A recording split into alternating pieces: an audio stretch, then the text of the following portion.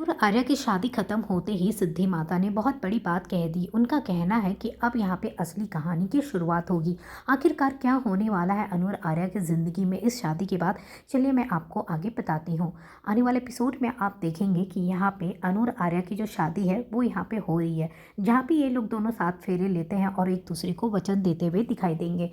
और यहाँ वचन देते समय आप देखेंगे दोनों एक दूसरे के साथ ज़िंदगी भर साथ निभाने के लिए, एक दूसरे के साथ खड़े होने के लिए सब कुछ यहाँ पे एक दूसरे को वचन देते हैं। और यहाँ पे देखेंगे मीरा सब कुछ देख देख कर बहुत ज़्यादा जेलस फील कर रही होती कि मैं कुछ भी नहीं कर पाई और अनु और आर्या की शादी हो ही गई। अब मैं क्या करूँगी, मैं तो कुछ कर ही नहीं सकती हूँ। और यहाँ से मीरा भाग जाती है। यहाँ पे देखेंगे झंडे उसके पीछे पीछे जा रहा होता है मीरा के पास। उसे पता होता है कि मीरा मैडम बहुत ज़्यादा दुखी है, तो यहाँ पे उसे जाने से मना कर देती है, तो वो वहीं पर रह जाता है। उसके बाद देखेंगे मीरा वहाँ से चली जाएगी, जलंधर को कॉल करेगी और कहेगी कि तुम तो कुछ भी नहीं कर पाए और अनु आर्या की शादी हो गई।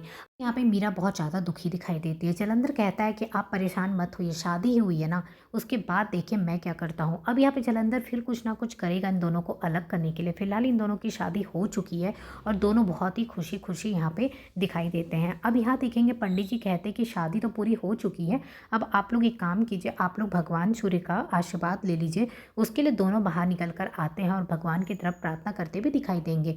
तभी सिद्धि माता अचानक से आकर खड़ी हो जाती है दूर में और इन दोनों को देखकर कहती है कि तुम दोनों का सफ़र तो बहुत पहले शुरू हो चुका था, लेकिन इस सफ़र का जो असली कहानी है ना, उसकी शुरुआत तो अब होगी।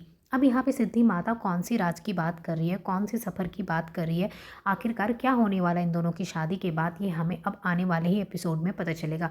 फिलहाल यहाँ पे देखेंगे अनु और आर्या दोनों यहाँ अंदर चले जाते। पंडित जी कहते कि आप लोग सबसे आशीर्वाद ले लीजिए, जितने भी बड़े लोग हैं, और उसके बाद यहाँ पे अनु की विदाई हो जाएगी। के बाद अनु और आर्या सबका पैर छूते, सबसे आशीर्वाद लेते हैं और उसके बाद यहाँ अनु की विदाई का टाइम आ जाता है। अनु की विदाई का टाइम आता है तो सब लोग बहुत इमोशनल हो जाते हैं। यहाँ गोपाल और पुष्पा का रो रो कर बुरा हाल हो जाता है कि उसकी बेटी अनु फाइनली यहाँ से जा रही है विदा होकर। और यहाँ देखेंगे आर्या सर भी बहुत ज़्यादा इमोशनल हो जाते हैं अनु को दुखी देखकर। उसके बाद यहाँ पे अनु को कहते हैं कि वो परेशान ना हो, सब कुछ ठीक होगा। और यहाँ पे आर्या जो होते हैं वो पुष्पा और गोपाल को भी सांत्वना देते हैं कि वो बिल्कुल भी परेशान ना हो, जब उनका मन करे वो उनकी बेटी से आकर मिल सकते हैं और अनु को भी जब मन करेगा वो आकर यहाँ पे मिल लेगी।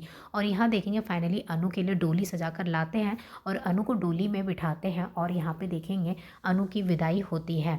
उसके बाद देखेंगे अनु जैसे ही यहाँ पे विदा होकर पहुँचने वाली है वर्धन हाउस में, तभी वहाँ पे पहुँचने वाला है यशवर्धन, क्योंकि अभी तक यशवर्धन यहाँ पे नहीं आया। लेकिन जैसे उस घर के अंदर जाएगा, सिद्धि माता कोशिश करती है कि वो भी उस घर के अंदर जाए, और जैसे वो उस घर के अंदर जाएगा तो वहाँ पे उसे कुछ याद आना शुरू हो जाएगा।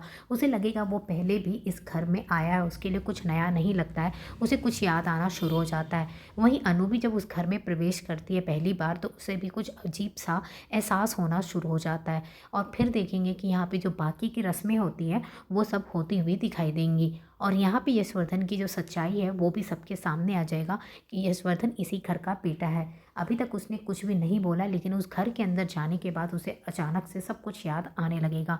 और ऐसी कौन सी कहानी है यशवर्धन की जो यशवर्धन इतने पहले घर छोड़कर चला गया था, और क्यों वो आर्यवर्धन को देखकर इस तरीके से डरता है। और राजनंदिनी की मौत के वक्त वहाँ पे यशवर्धन भी मौजूद था। क्या यशवर्धन ने अपनी आंखों से देखा था राजनंदिनी की मौत को?